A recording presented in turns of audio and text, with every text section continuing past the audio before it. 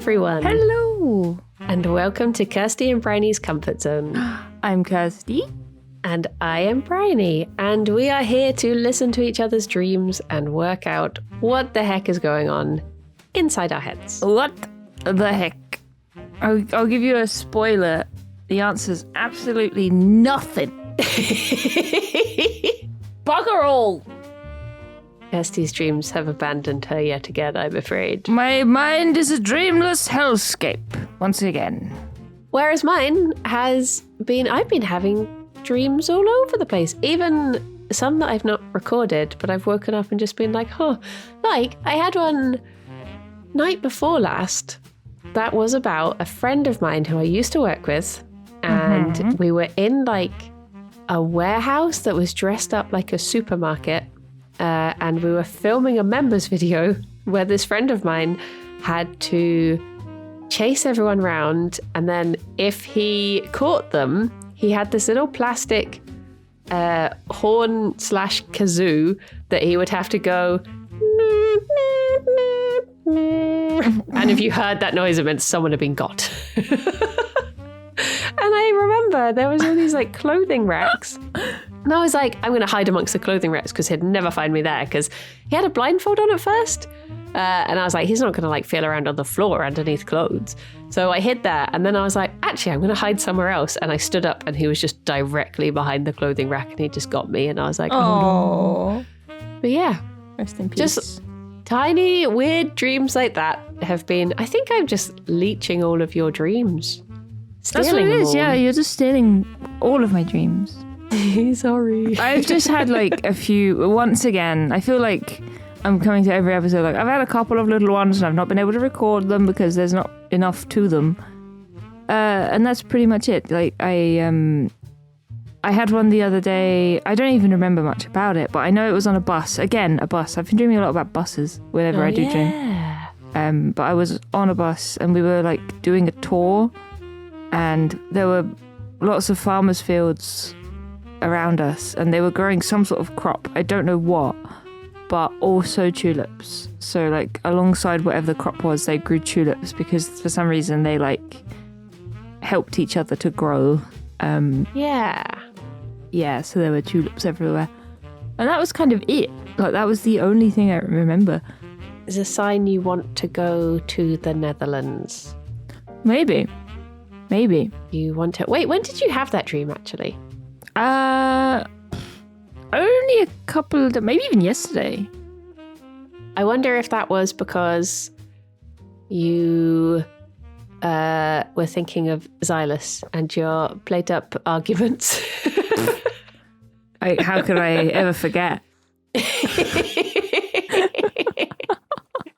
You wanted to see him calmed into a lovely, tranquil tulip field instead of the raging... I can't think of any other... Windmill? I don't know. Do they rage? Sometimes. If it's windy, yeah. Something that's angry. Xylus. Oh, yeah. The raging Xylus he is. Oh, my goodness. I went to this thing yesterday that was... Do you know Terry Gilliam? I've heard of them. So he did the animated sequences for Monty Python and he also acted in some Monty Python stuff. Yes, of course, yes, I do know them. But he also does like directing in his own right and things like Baron Munchausen and Fisher King and like all of these films. And he was receiving the Aardman Award for slapstick. And they did this like interview and then presented him with the award at the Bristol Old Vic. So we went down to watch that. That's cool. And there was a chance to ask questions. Did you invite him to the podcast? Oh my gosh, no, I should have done. But at the beginning, I was like, I can't think of a question to ask him. I can't think of anything. And then as soon as I sat down in the auditorium, I was like, I should have asked him if his work was ever influenced by dreams. Oh. And then I could have recorded it and just put it into the podcast. Just spliced it in. As if we're like, oh, I've got someone on the phone here. Let me just ask them. But he did mention dreams at one point. Oh, So really? I think they did influence him a bit. Oh, that's cool. But, what did he say about them? he was just sort of saying like how back in, I think it was when they were doing maybe Life of Brian, he talked about like having to do all-nighters and being in like a dreamlike state at like 3 a.m. when he's trying to like piece things together. And then he was also saying like, I think because he was working so intensely on things, I think he would dream about them, sort of thing. But yeah, I wish I had have asked, and also then asked him to come on the podcast. Yeah, should have. It was so sweet though, because there was all these like, we've got a message from someone now, and one of them was like Michael Palin, and there was the actor Jonathan Pryce. He had done one as well, and it was so good. It was very sweet. The Michael Palin one was so funny. He was just like because there were other, like randomly there was a Robert De Niro one. What? Who I think had like a small part in one of his films, but he was obviously just like, I guess someone had heard about it and was just like, oh, can you do this? And he was just like, yeah, well done on getting your reward. Yeah, I'm really proud of you. I'll see you around. And it was just a bit generic. Whereas the Michael Palin one, he was like, they're telling me that you've won an award in Bristol. Terry, why are you doing this? Just come home. Your family are worried about you and all of this stuff. It was really good. And then the Jonathan Pryce one, he was really sweet and saying like, oh, I'm so proud you've done this. And then he was like, okay, well, I'll be seeing you. And then he just like carried on for a while, just being like, why has he won an award? All of this stuff. How do I turn this off?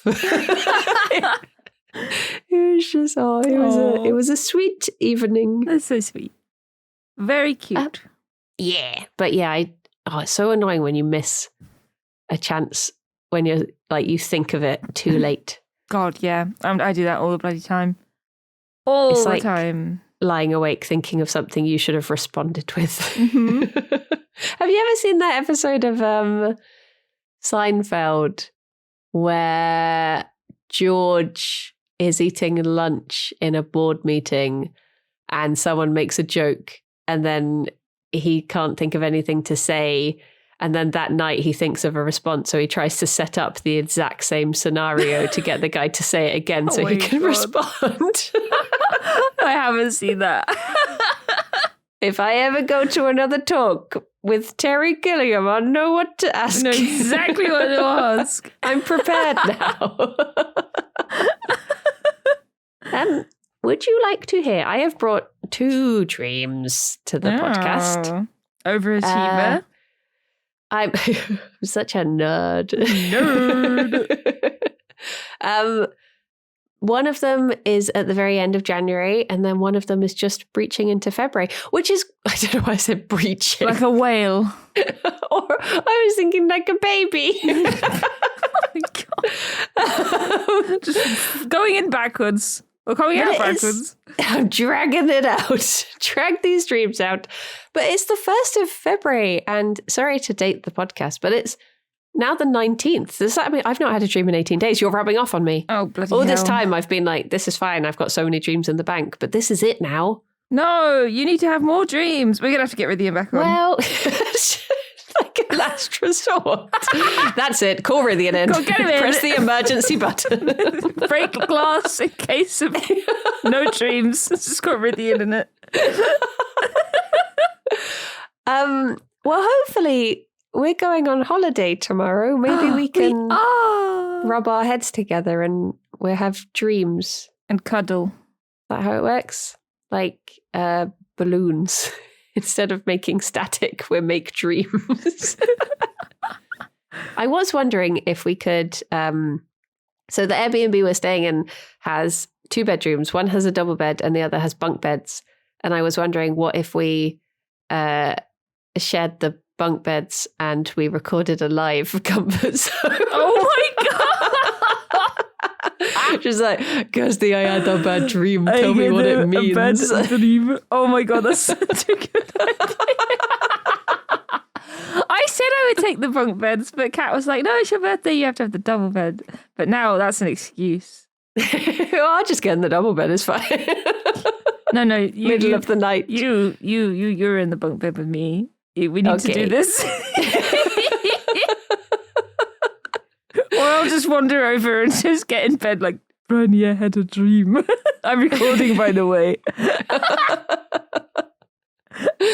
Oh, cute. Well, would you like to hear my last dream of January? Yes. Okay. 3, 2, 1, go. I had a dream that I was inside some sort of video game. I don't remember, but there was dinosaurs.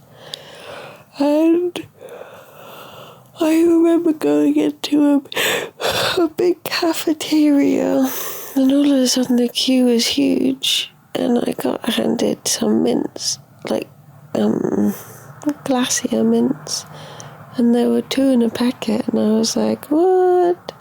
And then I looked across at the next table, and Martin Freeman was there. No, it wasn't Martin Freeman, it was the other fella. What was it? Bob Odenkirk. I don't know. He was one of them.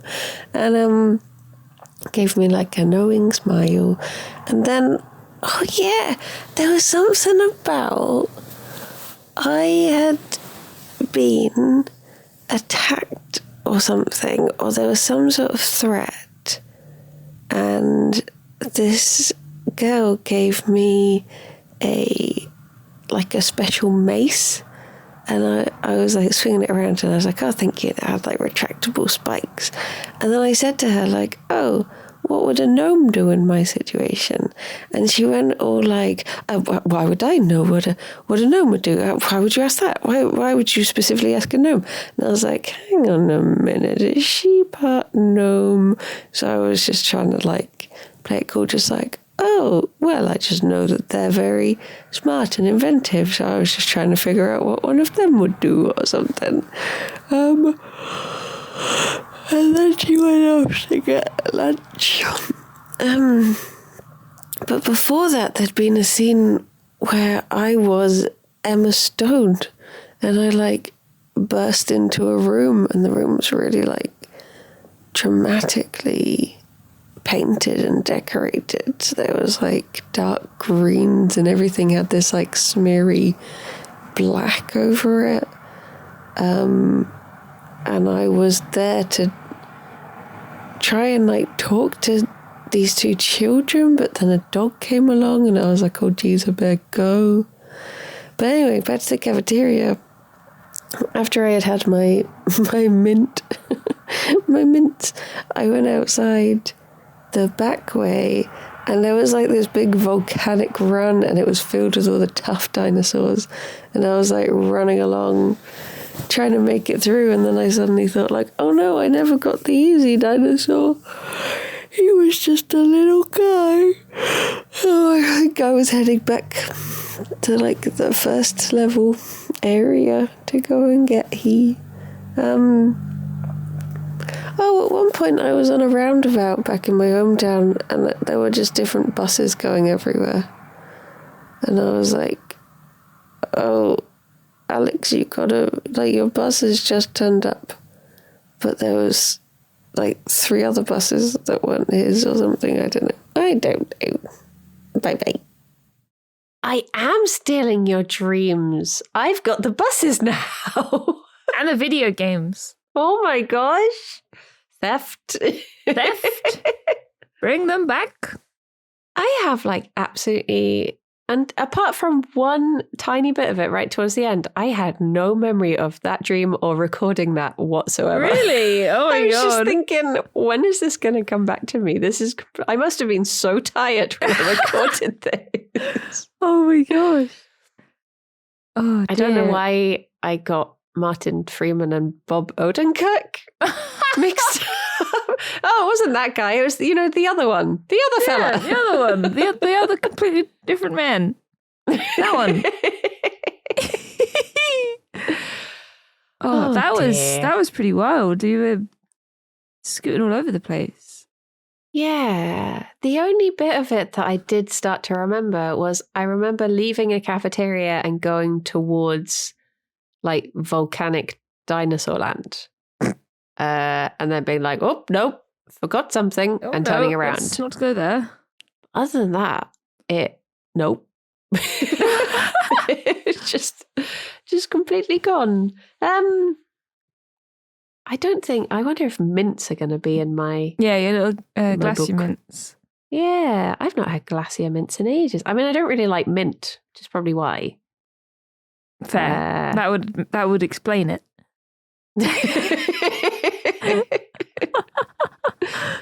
There is no mint in the book. Oh, what about sweets? Oh yeah, sweets. I'm trying to think if I would have. I don't remember if I would have like seen a polar bear around this time, because obviously they stand on top of mints a lot. That's what they're famous for doing. They do, yeah. They love glacier mints, especially. Sweet says seafoods. Oh, these tend to represent, turn page, sensual pleasure. Okay. Wow. Thank you. Great. Thank you. Of course. Dinosaurs. I mean, at this time, I would have just finished reading Legends and Lattes, which has a whole bit where they go into like oh no, actually, is that spoilers? There's a couple of gnome characters. So I guess that would have been why. And like the coffee machine that they get is like a new gnomish invention sort of thing. So that would explain the gnome part. I love how not offended, but like suspicious she got when you started mentioning gnomes. Gnomes? What? Why would you mention a gnome? Why would you want to ask a gnome? Gnome? I don't know a gnome. It's just like a gnome wearing stilts and a big mustache. I've never seen a gnome before. I've never met a gnome in my life. I hardly know them. So for dinosaurs, I know we've looked up dinosaurs before, but it says see prehistoric as well. So for dinosaur, it says, when we dream of monsters or prehistoric animals, we are touching into very basic images which have the power to frighten and amaze us.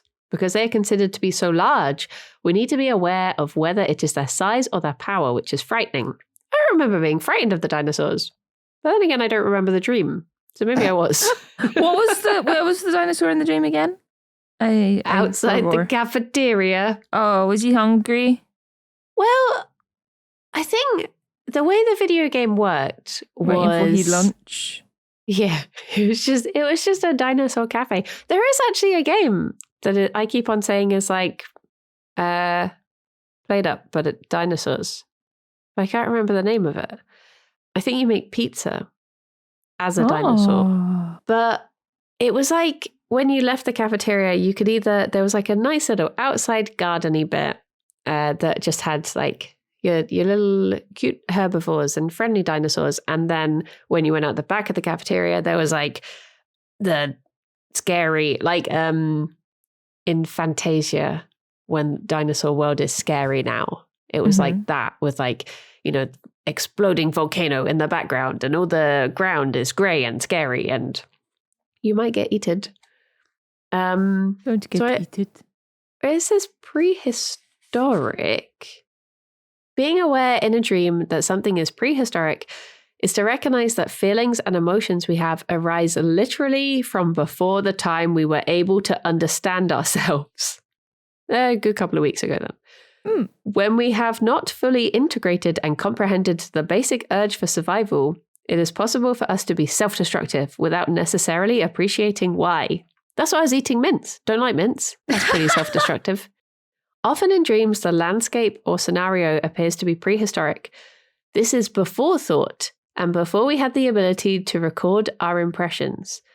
If one believes that babies are conscious of the world they will enter before birth, then these impressions can appear in later life as prehistoric images.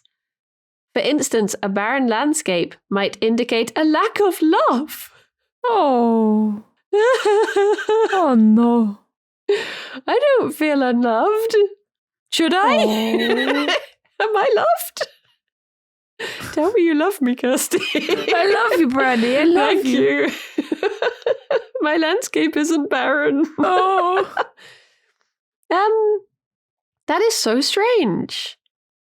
I mean, my birthday's coming up. Could I be thinking that I'm of, being back in the womb?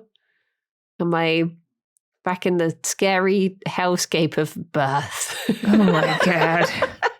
And I want to go back to the nice dinosaurs now. Being in your 30s is scary. It's a barren volcanic landscape. It's true. Can confirm. There's another bit. It says, spiritual progression requires us to understand our physical, emotional, mental, and spiritual urges. In this context, the prehistoric images indicate the lack of ability to integrate either the various parts of ourselves successfully or to integrate with society. So it is, I'm awkward. That's what it's telling me. That's just telling you you're awkward. I could have told you that book. Awkward and hungry. Yes, but not for mints. Just like me for real. There's a whole section for precipice, and it's just a nice word. I wasn't on a precipice, but I just appreciate you. I appreciate that it's there. Yeah. Of all the things, like there's so many words that it doesn't have in that book, and then precipice is there. Precipice. Precipice. I've looked up volcano. See if this helps. An erupting volcano usually signifies... Wait, do I want to look this up in this Freudian book? An erupting volcano usually signifies that we are not in control of a situation or of our emotions, of which there may be a hurtful release. Oh. If the lava is more prominent, feelings will run very deep. If the lava has cooled, then there has been a deep passion which has now cooled off. If the explosiveness is more noticeable, anger may be more prominent. Oh. No, just anger. Yeah. I mean, I don't remember being... Although, right, to be fair to the book, I have been grumpy. I think I was quite... I feel better now, but I think in the last couple of weeks I have been quite grumpy. Maybe I am the volcano. You know when you just get to that point where you're like, if one more person in chat says something, I'm going to kick off. I'm like always 2 seconds away from just snapping. This is it. Brownie's tired of being nice. Brownie's going to go ape shit.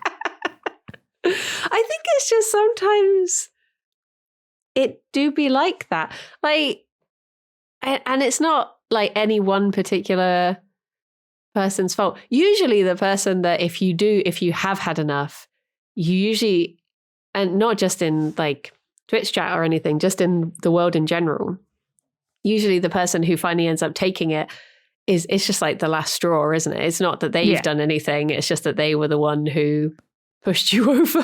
Mm-hmm.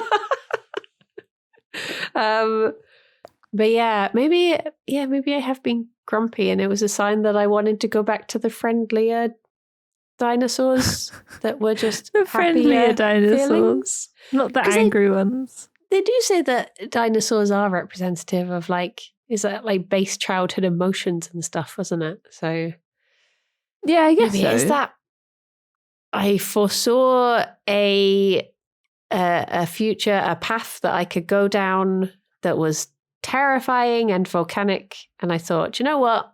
I'm just going to go back to the cafeteria garden and pet. Just going to go and have a nice time and not be mad.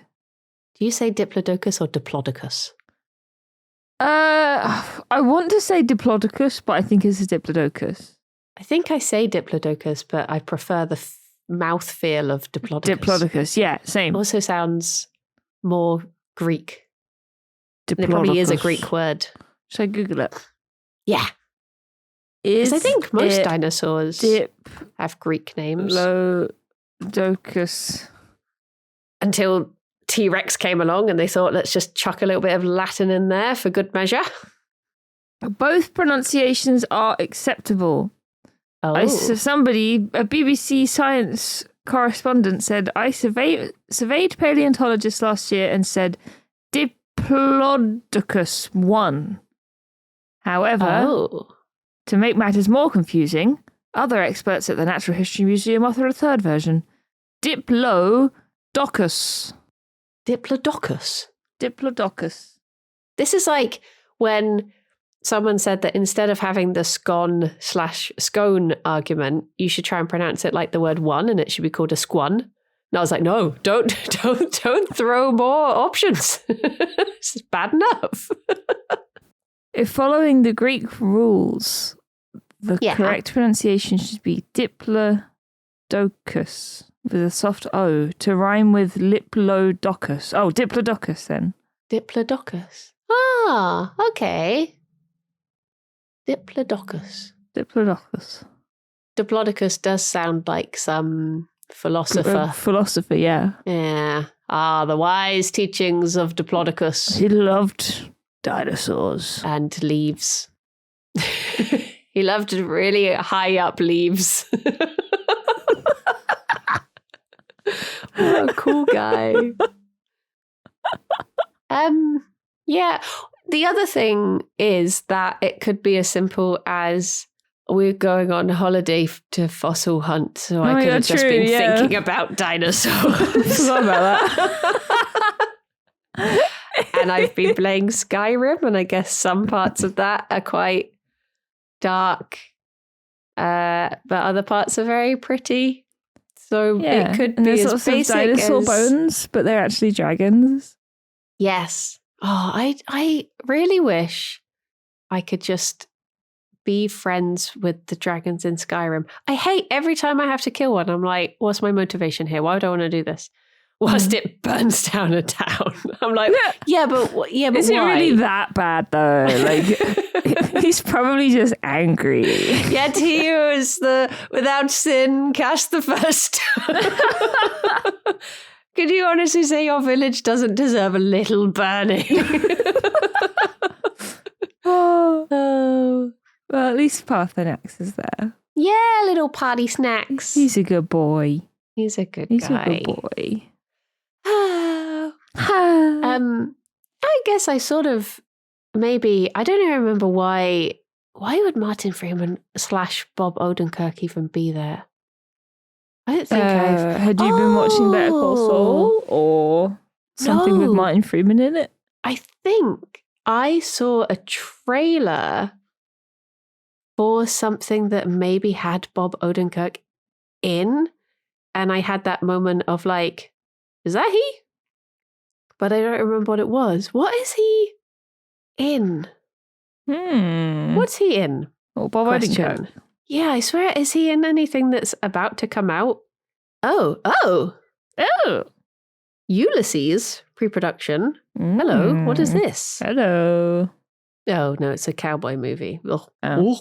I don't like watching cowboy things. I have a feel like I've spoken about this before, haven't I? Like something about cowboys makes me uncomfortable. Really? What is your maybe this is too deep a conversation to randomly bring up. Basically, when we went to that Terry Gilliam thing yesterday, there's have you ever seen The Adventures of Baron Munchausen? No. It came out in like 88 and it wasn't very well received and it wasn't very well circulated anyway. It's one of those things that I saw it all the time because my parents must have taped it off TV. And back in those days, the only films you watched were the ones you had on VHS that had been taped off of TV. So to me, it was like a film that was, I watched it all the time. But I was thinking back to it and I was thinking, if I watched it now, I feel like it would make me very uncomfortable because there's stuff like, there's like a very young Uma Thurman in it. I guess she must have been a teenager at that time. And then like the main character is very smitten with her and they're like dancing together and stuff. And as a child, you're sort of watching it and you're like, I feel a bit uncomfortable about this and I don't really know why, but I don't know. I'm a kid. Whereas thinking back to it, I'm just like, oh no, that is a bit creepy because he's like problematic. Yeah, I think he must have been like 50, 60. Jesus. Like it's a big age difference. Although that again might be that I was a child, so he looked a lot older. But I'm pretty sure there was a fair distance between them. But yeah. But how do you feel about, like, do you have films and TV and things that you're like, I would rather commit this to memory? Yeah. Because they're of their time. Yeah, absolutely. I mean, even just like trash TV, like I love like crime shows and stuff, right? And there was that time that I was binge watching NCIS. But the thing with shows like that is that they've been going since like the late 90s, if not earlier. Stuff like Law and Order, CSI, NCIS, blah, blah, blah, blah, blah. So a lot of the really early episodes are really problematic. Yeah. And it's like, I can't recommend this to someone because they're going to start with those episodes and they're not good. Like there's a lot of like yikes stuff and it's like, I just want to sort of skip to the present day, if you know what I mean? Yeah. So yeah, there's a lot of stuff that really hasn't aged well. In that sort of genre for sure. And obviously a lot of other places too, but I just watch trash TV, so. It's one of those things that some things I'm like, oh, is it okay to accept that it's of its time and just watch it in spite of it? Or, because I guess I was thinking last night with all the Monty Python stuff, there were some things that when you watch them and you're like, okay, this is like the 80s. This is just the way of thinking at the time. Okay. But then when they did their reunion tour and they were still doing some of those things, I was like, no, now it's really uncomfortable. You should know better now. Yeah. Sort of thing. Yeah. I think that sort of reminds me of Ben Elton. Was he involved in Monty Python? Ben Elton. He was I'm trying to think. Blackadder. He was Blackadder. Yes, he was in Blackadder. So it's somewhat of a jump, but it's just like they're sort of similar. I mean, I imagine Blackadder was in a similar boat. I don't really know. I didn't really watch a lot of Blackadder. But you know, maybe some of the early episodes of that might have had some, you know, yikes jokes too. Yeah. But like I've talked about this book that we read in our little book club that Ben Elton wrote that was so bad. Yeah. And you could tell it was written by someone that was like stuck in their ways and would be the kind of person to be like, well, you shouldn't be offended at this, blah, blah, blah, blah. You know, and would be absolutely the kind of person to be like, yeah, this worked in the 80s, let's do it now. It's like, well, it's like I was saying to Alex, like, oh, it's part of this, like, people getting older. And, you know, they say, oh, as you get older, you get more conservative. And he was like, I don't know if it's that they're changing. I think it's the fact that they're not changing. Yeah. And, you know, the world has moved on and they're just, well, it's like the whole thing about, you know, when people start to say like, oh, you know, it's woke now and cancel culture, as I say that I'm being silenced to my 20,000 followers. Like, yeah, so silenced. Dear, oh dear.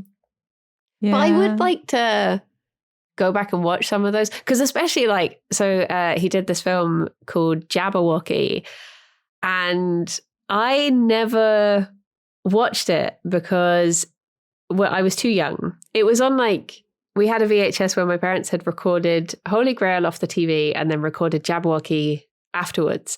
So there would be like, Holy Grail would finish, there'd be like the little glitchy screen.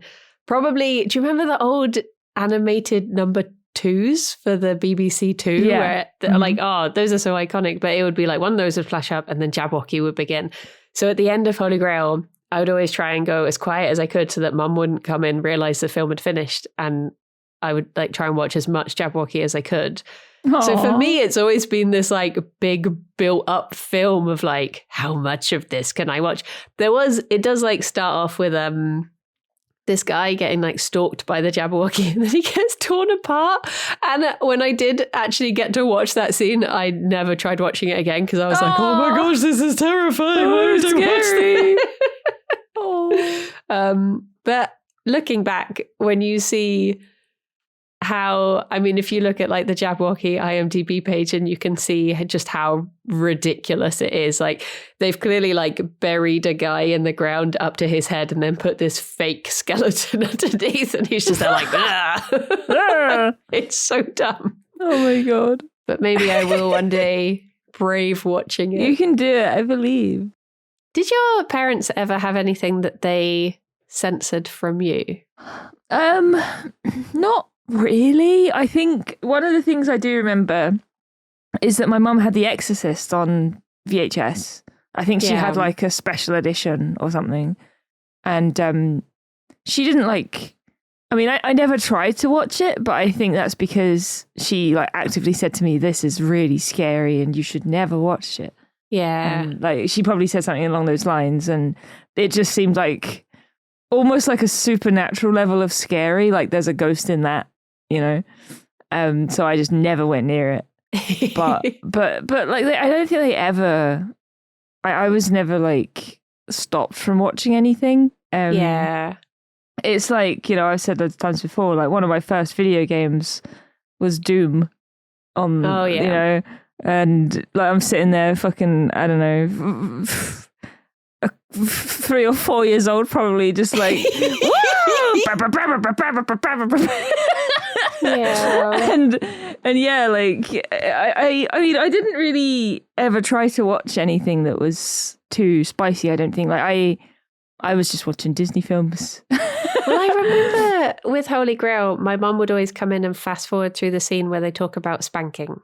There's a bit where Michael Palin's character is like caught up with all these, I think it's like a convent or something. There's all these women and they're just like, oh, it's so perilous and stuff. And no, they try to rescue him and they're like, we can see you're in peril. And he's just like, no, I'm not in peril. I'm fine. And then he's like, oh, maybe just a little bit of peril. I can handle it, sort of thing. And they drag him out. And I never got to see that scene until I was like old enough to not be, I think I was like adulthood. And I was just like, what is the scene in that? Yeah. No, one of the ones with us was, I think I've only seen Holy Grail a couple of times, but we had Life of Brian on DVD. Yeah. So that was the one that we would watch all the time. And it's got a willy in it. And it never any attempt at censoring was made ever. Like it was like, yeah, this woman's getting stoned. Okay, yep. That guy's naked. Yep. Okay. You know, it's just, there was never any attempt to hide that. One of my friend's parents taped over the sex scene in Top Gun with Tintin. So it'd just be like, oh, it's getting steamy. There's Tintin and the captain, and now they're done. Oh my God. I feel like that's a way to make people have confusing feelings about Tintin. What is it about that guy? Like, why do I get these feelings? Welcome something, man. I'm trying to think if there was anything that my parents actively tried to censor. And honestly, I really, really don't think there was. Like, I was just let loose. Sorry for outing you, parents, but like... But I feel like in a way that's quite a good thing. I feel like it's like the difference between... This is a bit of a leap, but the difference between attitudes in alcohol in various countries. Like when you're in France and they're like, we're having dinner, have a glass of wine, child. No, you know, like 13-year-old or whatever. No, absolutely, and it means that there's no like big, I'm going to sneak out and I'm going to have a drink. It's like a big taboo. Whereas in the UK, it's just like, oh yeah, I'm behind a Asda chucking a Smirnoff Ice or whatever. And I think it builds it up as like, because as soon as you're told... It's a cool thing to do because it's like, naughty. Yeah, it's like, don't touch that hot plate. I'm like, well, I'm going to burn my hand now. I'm going to do it. I'm going to do that right now. Whereas if they put the plate down and just went, touch it, I'd be like, no, why would I do that? I told you the other day, didn't I? I mentioned it on, I think I mentioned it on the podcast that Rythian fucking cracked the code with me. Yeah. Don't watch this. Don't click this link. No, it wasn't even that, right? So I can cotton onto that, but he sent me a link and said, I don't think you'll have the attention span to read this. Oh, he has to like challenge you. Yeah, he didn't quite say it in like that harsh a way, but I was just like, oh yeah, you want to fucking go? So I was like, I'm going to read this whole damn thing and show you. And then about 3/4 of the way through, I was like, shit. He got me.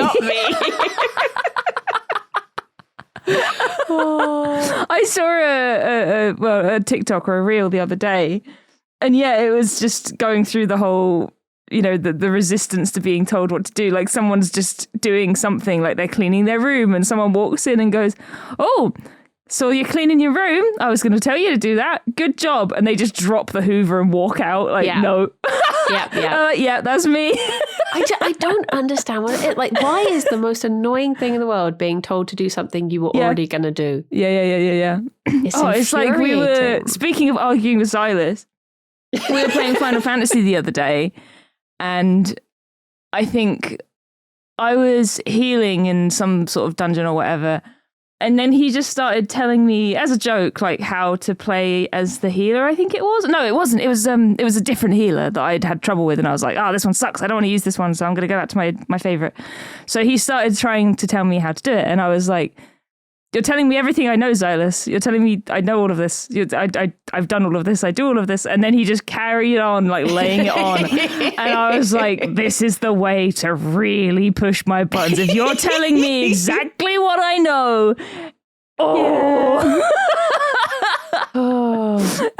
It's why, like, whenever I am like trying to tell someone about something, I'll always try to start off by saying like, do you know about this? Because then they have the opportunity to be like, oh yeah.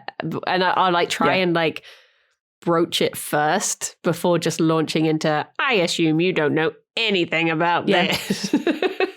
That is so nice because when I don't know what it is, and it must be part of the whole like resistance element of my brain, like that doesn't like being told what to do. Yeah. But the moment anybody sort of talks down to me, like, and this completely loops back to chat, like when chat's like, does she know about this? Has she been doing this? And it's the same like sort you of thing. Can't see them. Yes. Like you can't. Like, it's just or like talking like you don't know what you're doing, and it's just like, and like being talked down to and people assuming that you're silly and you don't know what you're doing. Yeah. That really winds me up. That is one of the top tier ways to really get on my nerves. Yeah. It's like the whole thing about like, it's one thing for me to say, oh, gonna try and do this, probably won't do it. What am I like? But if I say, I'm going to do this, and someone's just like, no, you won't do that. I'm just like, I will now. I'm going to die doing this just to prove you wrong. Yep. It's like, do you find as well that if you plan to do something, you would rather not tell someone? Yes. Because if they check up on you, you're like, I don't want to do that now. Yeah. I don't want to do that. Yeah. It's like, I think I said to you guys that I wanted to go swimming, and I still haven't gone swimming. And I actively didn't mention it to my mum because I knew for a fact the next day would come along and my mum would be like, have you gone swimming? And I'd be like, no. See, sometimes I do use it to my, like, if there's something that I really want to do that I know I'm going to try and get out of, then I will tell other people because that will then force me into it. So I do use that against myself as well. Yeah. So like when I was planning on doing the Veganuary recipe videos, I was like, in the late December, I'm going to tell everyone that I plan to do this because otherwise I'll get to the 1st of January and I'll be like, no, it's probably a stupid idea. I'm not going to try it. I give up already. So I still can't believe, like, I'm so impressed that you did the whole month. Like, I would have done like one day, if that, and been like, I forgore, no point now. That's the thing. It's so difficult if you like miss one day or do like something slightly later. It's so easy to just be like, well, it's all ruined now. I give up. Shut it down. Exactly. This is why, like, I've started doing crafting on streams. Like, I've specifically set aside Sundays because if I don't have chat there to like body double with me, I won't do it. Like, I will not do it. So it's made it a really nice way of forcing myself to do what I want to do. Oh, it's just chat is just therapy, but also the cause. No. Yeah. It's give us, it taketh away. Oh dear. Dear me. Why are brains the way that they are? Yeah. It's like, I'm going back to Ridian, like it's so nice that Radian has really started to clock like how our brains work. Because bless him, after we did the Final Fantasy Rebirth brand deal, he said to me like, "Oh, are you thinking about playing it?" And I said, "I would really love to, yeah." And he said, "Well, if it would help, like we can just hang out and you can just play it and stream it, and that way like you have company while you play it." And I was like as in stream it to him or on Discord. Yeah. And I was like, that's such a nice idea. And that would 100% make me play it. Because if I was just on my own, I wouldn't play it. I want to, but I wouldn't. Because like if I see people in Discord, I'll be like, oh, I want to talk to my friends, and I'll join them and then I'll just close the game. Yeah. So yeah, it's so nice. I was like, oh, thanks. Well, that's how I bloomin' got into streaming in the first place. Did Hollow Knight? Yeah, that's how you got into streaming, exactly. Rythian. Do you know, I realised on Friday it was 3 years since we started streaming together. Astroneer. Then today is my partner anniversary, and then on Friday is my Yogscast anniversary. It's just a week of... Apparently, I just start doing stuff in February. February is the month that I'm like, right, let's get this done. Hell yeah. And then the rest of the year is a bust. Mine's the November anniversary month, I think. I don't know when I joined the Yogs. I think that was early in the year, but November was when I started streaming and when I got partner. Aww. But I don't know when I joined the Yogs. I can't remember what. I think it was... maybe like March, April, May, maybe. I should find out. January. It was January 13th was my first streaming day, but I forget it every year. I've never done anything for it. I forgot. Would you like to hear? Yes. My second dream before I'm all out of dreams? Ooh. Again, absolutely no memory of this one. So let's go. 3, 2, 1, go. I had a dream that Alex and I had gone away for the weekend, and I suddenly realised I hadn't checked up on who was looking after the bunnies.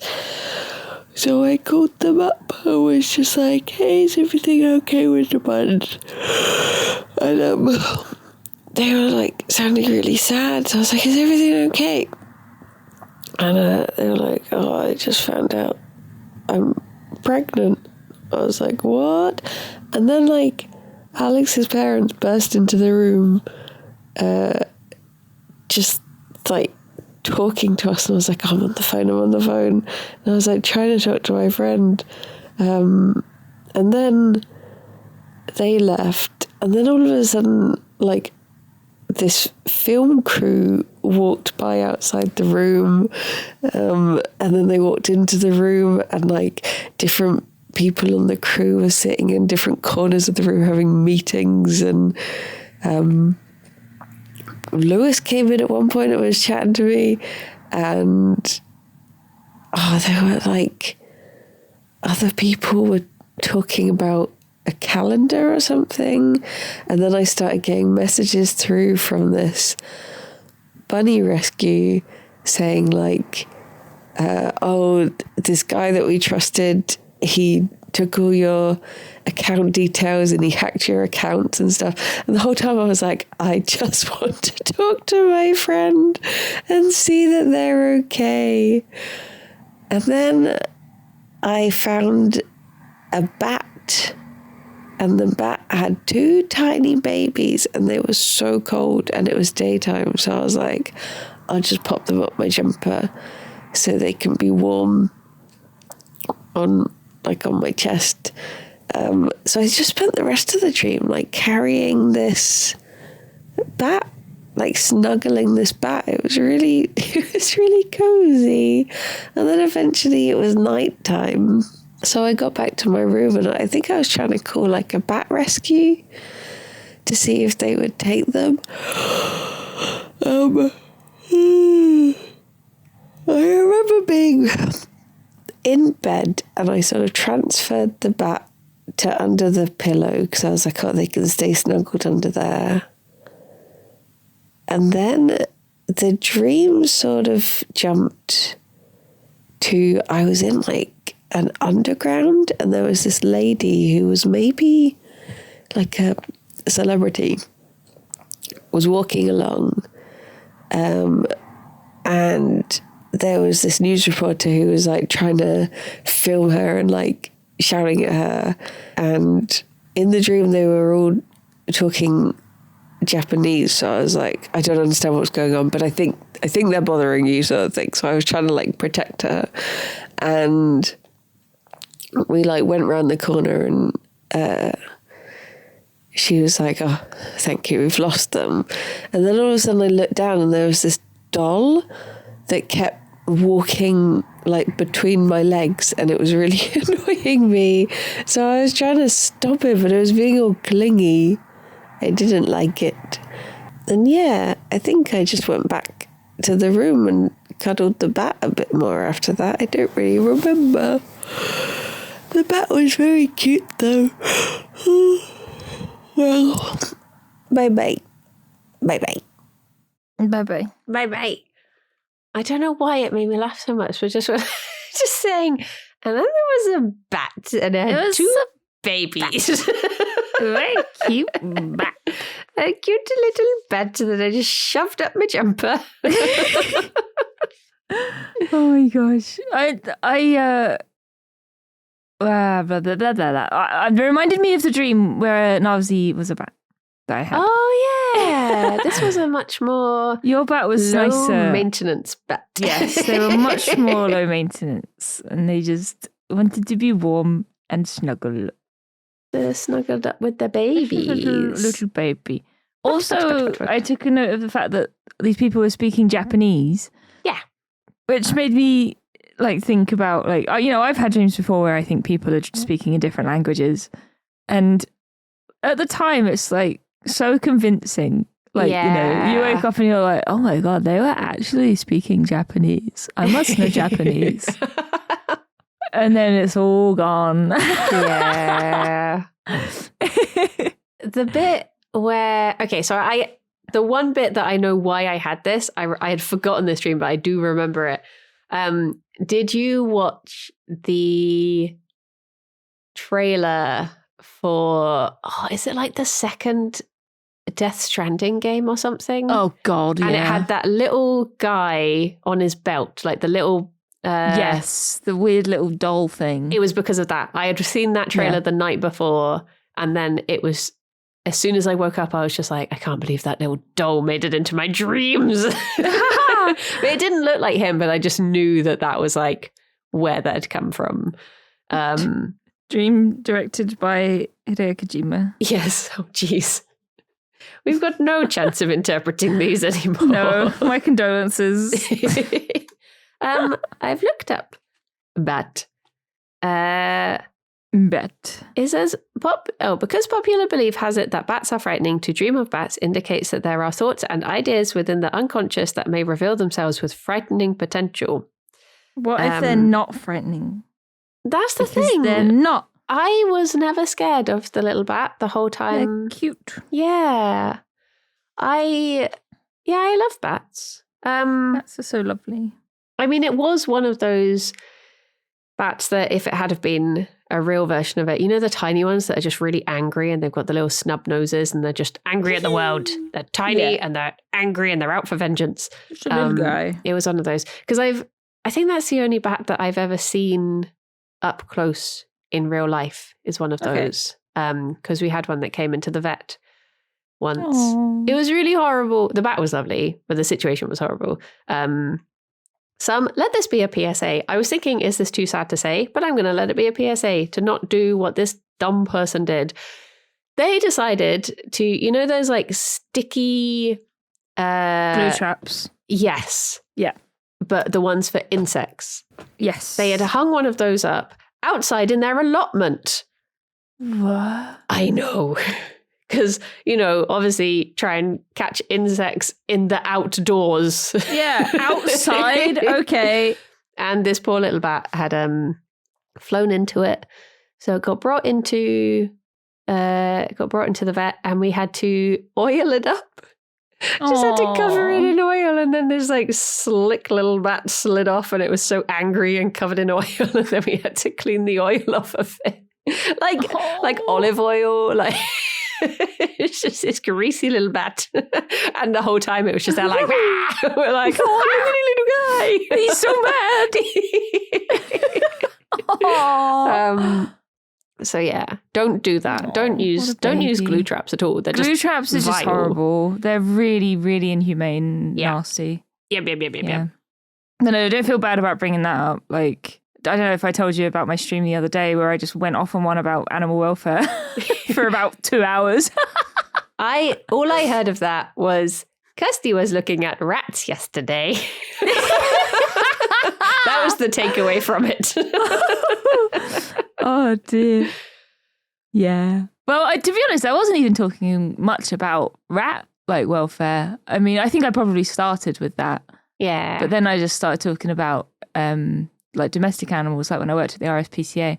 I think somebody mentioned like how it's a shame they couldn't go and visit a rehoming centre after COVID. And I was like, as someone on the other side of that, it was great when people couldn't visit anymore because the public are so dumb. Like, and it just made life so difficult having them there, you know? Yeah. And then I elaborated on that for a long time. Yeah.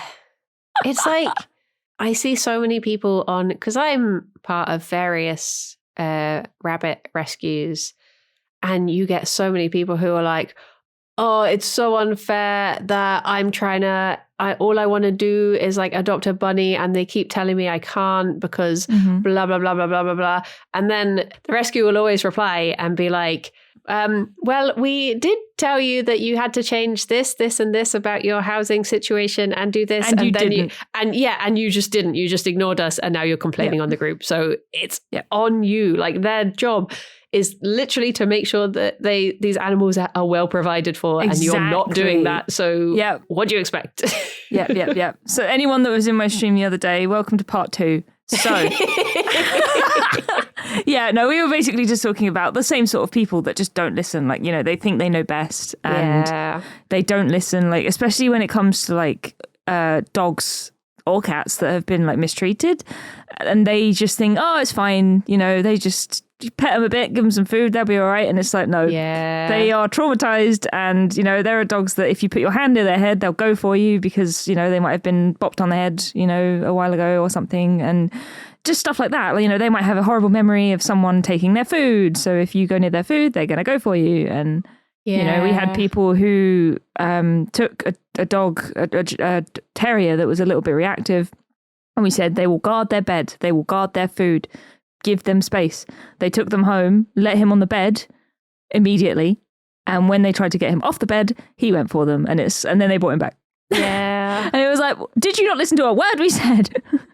Well, it's like, I mean, obviously a bunny isn't going to do as much damage, but our first bunny, Genevieve, she got adopted, and then I think they thought that she was just really unfriendly, so they took her back. Yeah. So we adopted her, and I was like, whatever you do, that's fair dues. You've had a tough start.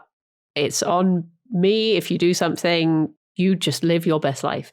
And she basically just had no communication. She would, like, if you stopped petting her, she wanted to tell you, I enjoyed that, please do it more. But the only way she knew how was, I'm going to chase you and bite your ankles. So you have to do more. So obviously to other people, they're just like, oh my gosh, this mad little bunny is attacking me. But we just like, over the years, we just built up that communication, and she felt safe, and she became the cuddliest bunny I've ever had. She was so soppy. And it also turned out that she had a CT scan, and she had a fractured spine. So every time she was just in pain all the time. But because there was no reason to assume that was the case. Because another PSA, if you pick up a bunny and you don't spot their bum, they will kick out and they will damage their spine. Always grab that booty. Grab that butt. That's obviously what had happened. And so she was just like in pain all the time, which is enough to make anyone grumpy. So as soon as she was knew she was loved, was having pain relief, she was like, we would literally nap together every day. She was so squishy. She would flop into little spoon and we would cuddle.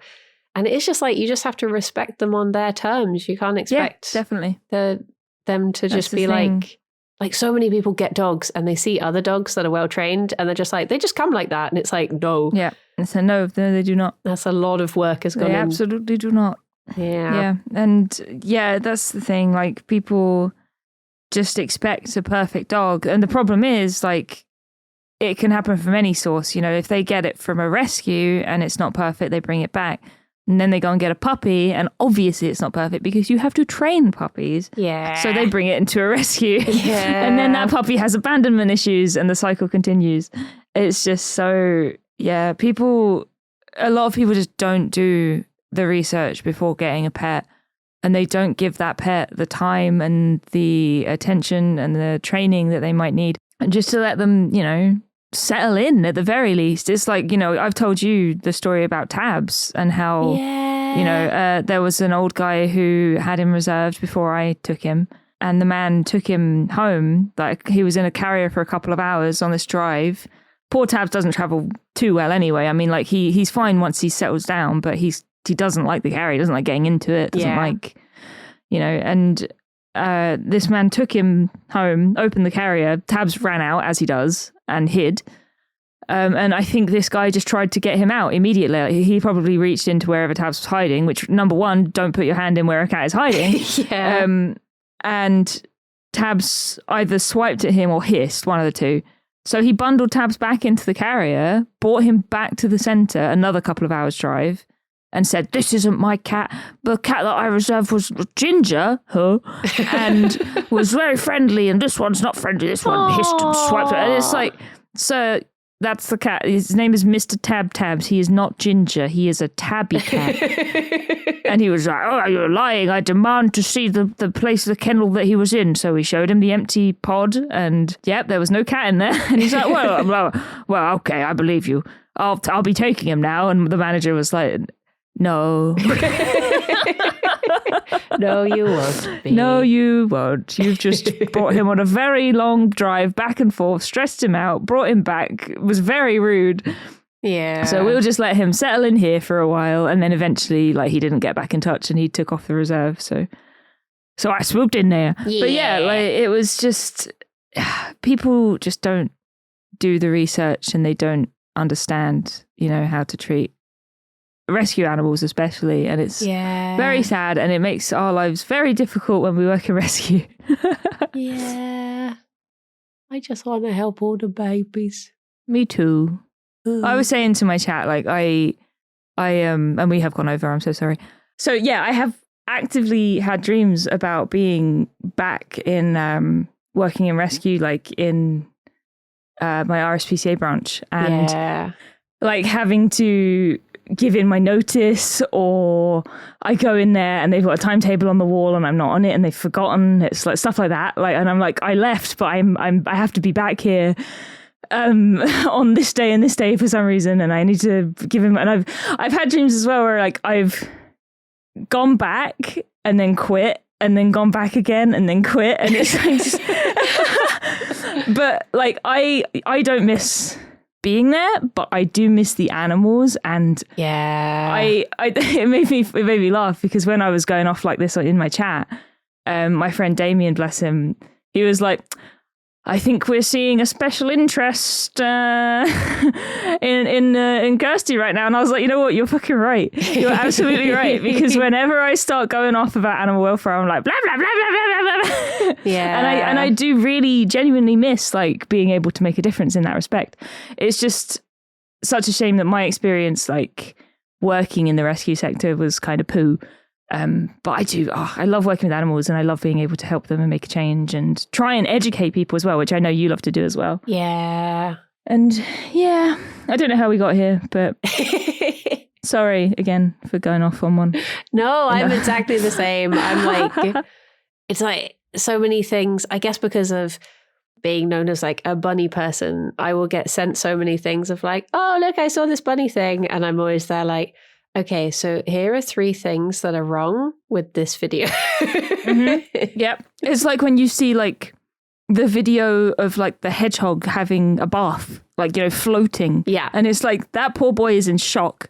Like, that is not a good thing. And like so many people ask me, and let this be a PSA to anyone who has ever or will ever ask me this question. Has Tabs met the bunnies yet? No. Oh my gosh, yeah. So many times people are like... And I'm sorry, but he never will. He is a cat and he would not get on with the bunny. Yeah, it's like every time like Mochi is staying or if Tabs is staying, people are like, and I'll be doing a bunny stream and I can see Mochi through the window because she wants to be in with me. And everyone's like, oh, let her in. And I'm like, no. Like, she is a lovely doggo, don't get me wrong, but at the end of the day, she's a doggo. Like, yeah, that would be like me, like opening a cage, getting a rat out and just putting it on the floor in front of Tabs. Like, no. Imagine if like your friend came around your house and they just brought like a bear. Yeah, like, exactly. Is it cool if Dave just hangs out with us? It's just like, met the dog yet.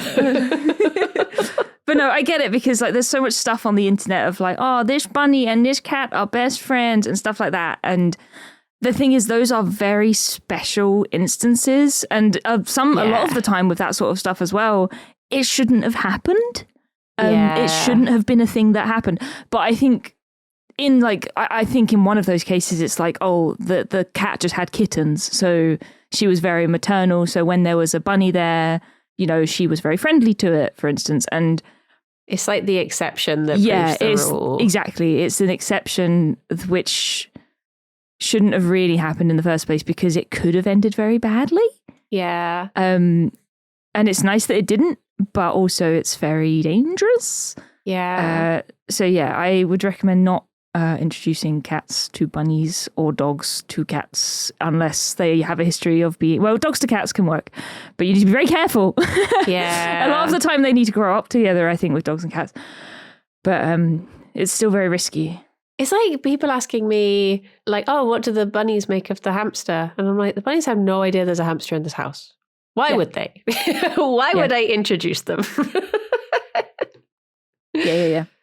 Yeah, it's like I was very lucky with Tabs because when I had my rats, he did not interact with them at all, and they did not care that he was there. Like if he had tried to interact with them, they would have just bit him on the nose. But they didn't, but they would have. And I think he knew that. But even so, like even despite the fact that I knew that, if I ever got the rats out because they would have free roam time every night, Tabs is out of that room. You know, he is not allowed in that room. And even when I would like go away for the day and leave Tabs at home, that door is closed because I don't know what he's going to do while I'm not there. You know? Yeah. I trust him when I'm there because especially, you know, if something, you know, God forbid did happen, I would hear it because rats are very fucking loud. Yeah. But it wouldn't on my watch. But I cannot trust him while I'm not there, you know? But that takes... you know, knowledge of your animals and time, you know, you have to sort of get to know them and know what they're like. And it's not something that should be done lightly, you know? And you kind of need to monitor it as well. Like if the rats were suddenly like absolutely terrified, I'd be like, yeah, okay, you're not in this room now, ever. Yeah. And yeah, it's just, I don't know what I'm talking about, but it's something that you just have respect for animals. That's it. That's the bottom line. Just have respect for them. And they are living creatures. Yeah. Not playthings. Yeah. Not Instagrammable toys.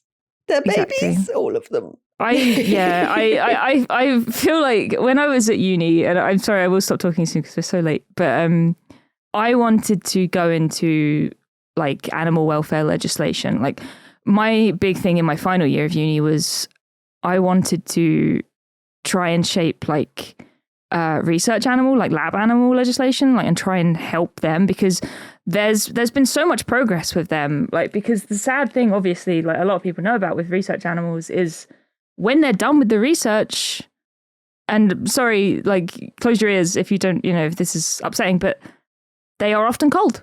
And that is a fact. Like, and it's so sad.